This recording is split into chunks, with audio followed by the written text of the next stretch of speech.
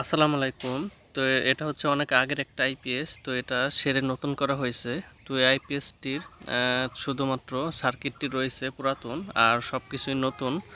তো এই আইপিএসটি সমস্যা হচ্ছিল, এটা ট্রান্সফরমার পুড়ে গেছে, আর বডিটি ভালো ছিল না, ভাঙা ছিল। তো সে কারণে বডি বডি তারপর ট্রান্সফরমার সব কিছু নতুন করে দেওয়া হয়েছে।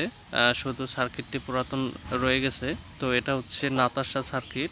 এটা হচ্ছে 1000 ভিএ লোড ক্ষমতা। তো পুরোপুরি এটা 800 ওয়াট লোড দেওয়া যাবে। তো এখানে 3205 মসফেট 5টি 10টি লাগানো হয়েছে। তো এই আইপিএসগুলো যদি ভালো মতো ভেরিয়েবলগুলো মিলানো যায় তাহলে এটা অনেক ভালো কাজ করে। তো অনেকেই বলে নাতাশা সার্কিট ভালো কাজ করে না, তো এটা সম্পূর্ণ ভুল ধারণা। তো ভালো মতো কাজ করতে পারলে নাতাশা সার্কিট অনেক বছর আহ, ভালো সার্ভিস দেয়। তো এই আইপিএসগুলোর একটা প্রবলেম বেশি, এটা হচ্ছে তো এই আইপিএসগুলোর চার্জিং ফল্ট বেশি হয়। তো এই চার্জিং ফল্টের কারণে বেশিরভাগই ট্রান্সফরমারগুলো জ্বলে যায়। তো এটা 100% কাট করা যায় তো আলাদা সার্কিট লাগিয়ে। তো এই আইপিএসটির ট্রান্সফরমার যদি ভালো মতো সঠিক নিয়মে বাঁধা যায় তাহলে এই আইপিএসগুলো অনেক বছর ভালো সার্ভিস দিবে।